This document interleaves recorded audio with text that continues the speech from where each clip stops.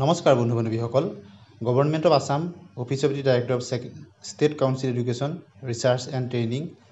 SCERT আছামৰ ফালৰ পৰা এখন গুৰুত্বপূৰ্ণ নটিফিকেশ্যন আহিছে আৰু এই নটিফিকেশ্যনখন আহিছে DLEDৰ সম্পৰ্কত গতিকে আপোনালোকে নিশ্চয় দেখিছে স্ক্ৰীনত দেখিছে কেইবাখন নোটিছ আহি আছে গতিকে আজি আমি আলোচনা কৰিম যিখন লেটেষ্ট যিখন নোটিছ এক্সটেনশ্যন নোটিছ সেই সম্পৰ্কত আৰু এই জাননীখন আহিছে SCERT আছামৰ ফালৰ পৰা বিশেষত DLEDৰ সম্পৰ্কত সবিশেষ জানো আহক extension notice It is for information to all concerned that last date for submission of online application to appear in the pre-entry test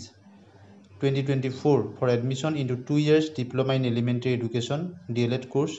of the session 2024-26 under SCERT Assam has been extended till 18th August 2024. Intending candidates may visit the website